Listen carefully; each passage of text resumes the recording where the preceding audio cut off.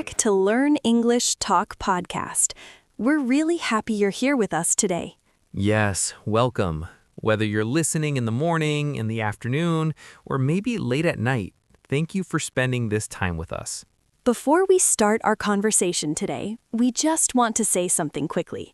If you enjoy listening to these calm, real English conversations, you can like this episode and subscribe to the channel. It really helps us, and it also helps more people find a safe, relaxed space to practice English. And remember, you don't need to understand every single word. Just relax, listen, and let the language come to you.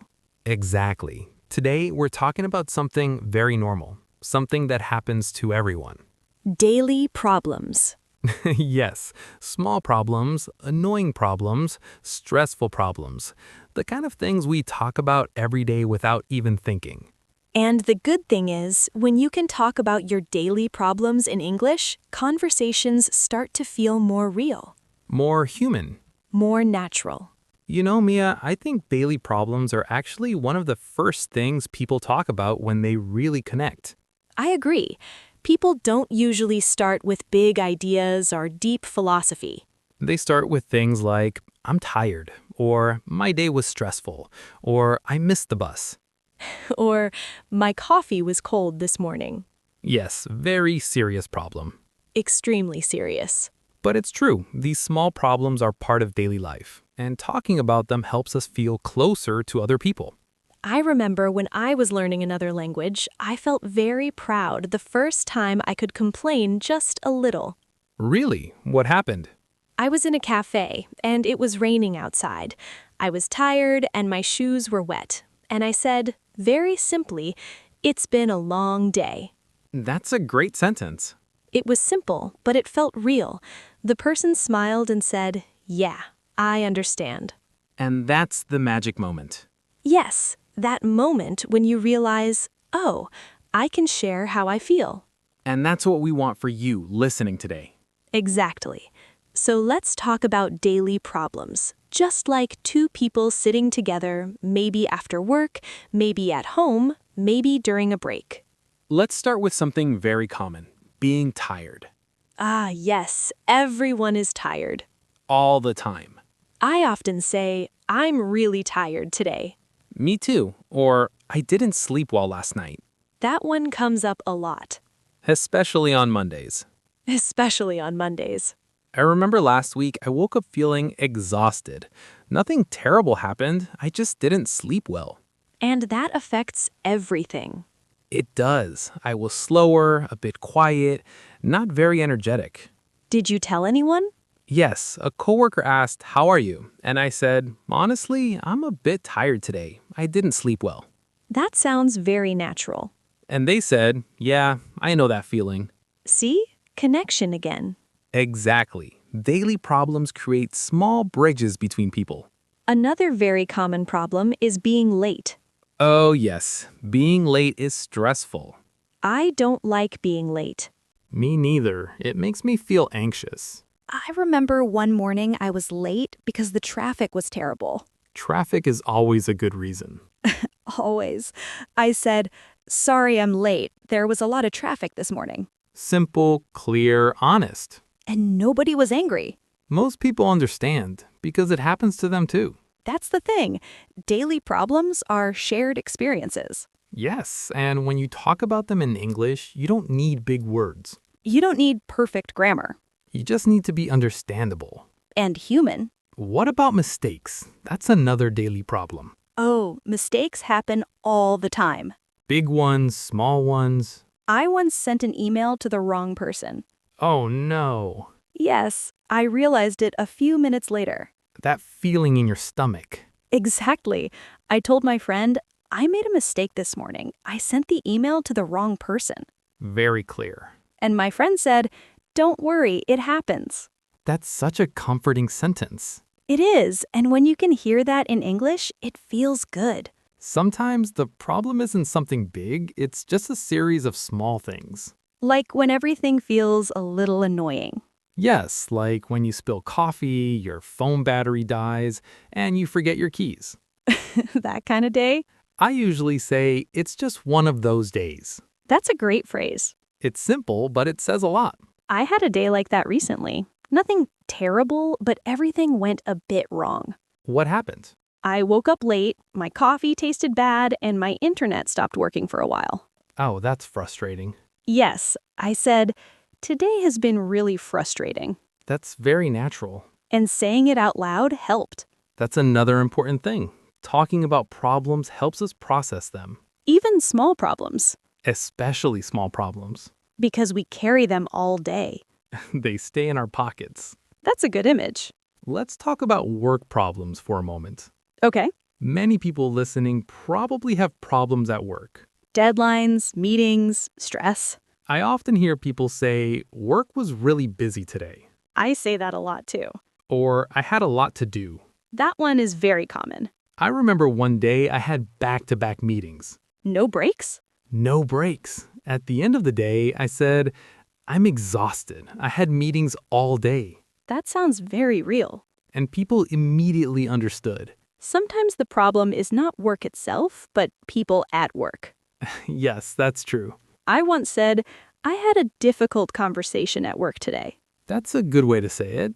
I didn't need to explain everything, just that sentence was enough. And it invites empathy. Exactly. What about problems at home?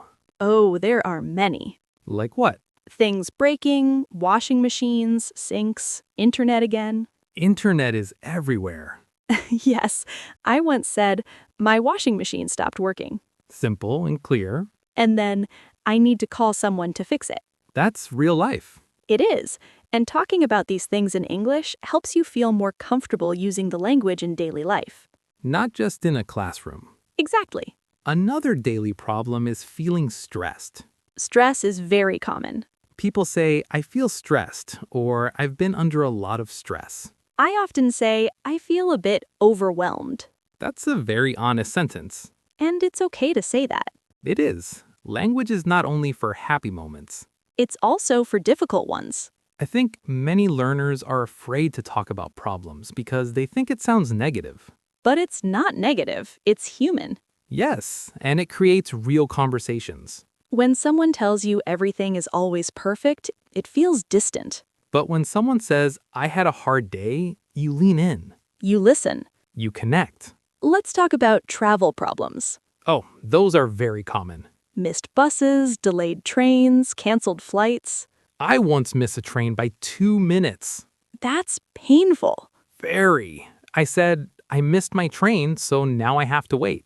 Clear and simple. And everyone around me was saying similar things. That's another thing. When you travel, you hear people talking about problems all the time. And those are great moments to practice listening. Even if you don't speak. Yes, just listening helps. I once said at an airport, my flight is delayed. Very common sentence. And the person next to me said, mine too. Instant connection again. Always. What about health-related daily problems? Like feeling sick? Yes, or having a headache. I often say, I have a headache today. Me too. Or I'm not feeling very well. That's a gentle way to say it. And people usually respond kindly. Because they understand. Exactly. Let's talk about emotions connected to problems. Okay. Sometimes you feel frustrated. That's a common one. Or annoyed. Or relieved when the problem is over. Relief is a good feeling.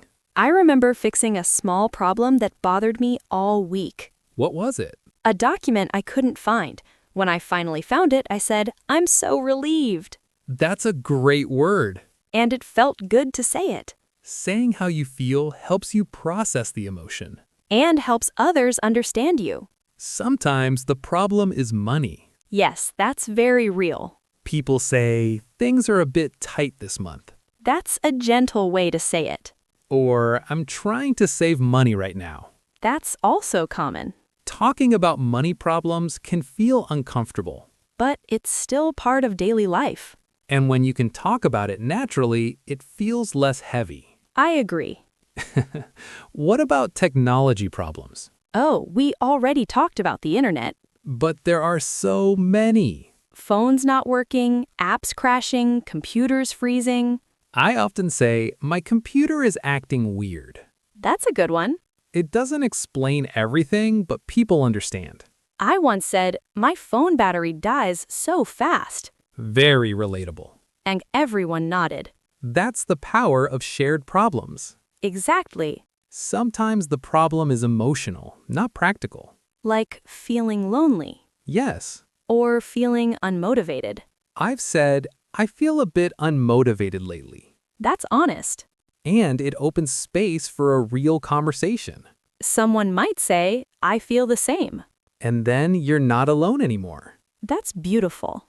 I think it's important to say that it's okay if you need time to find the words. Absolutely. Silence is okay. Pauses are okay. You don't need to speak fast. You don't need to speak perfectly. Just speak honestly. That's enough. Let's imagine a simple conversation. Okay. Someone asks, "How was your day?" And you can say, it was okay, but a bit stressful. That's perfect. Or, it was a long day. Very natural. Or, I had some problems, but it's fine now. That's real English. And it opens the door. Yes, the other person might ask, "What happened?" And you can share as much or as little as you want. Exactly. You're in control. That's important. Sometimes learners feel pressure to say a lot, But short answers are okay too. as long as they're honest. Yes. I want to talk about something important. Go ahead. Making mistakes when talking about problems. Ah, yes. It's normal to make mistakes, Very normal. especially when you're emotional. When you're tired, stressed, or frustrated, Your English doesn't need to be perfect in those moments. it just needs to communicate. And people are usually patient. Much more patient than we expect. I've never seen someone get angry because of a small language mistake. Me neither. People care about understanding, not perfection. That's such an important thing to remember. Let's slow down for a moment. Okay. If you're listening right now and thinking, I can't do this, I want you to breathe. Yes. Take a breath. You don't need to speak like a native speaker. You just need to speak like you, With your words. with your accent. With your rhythm. That's enough.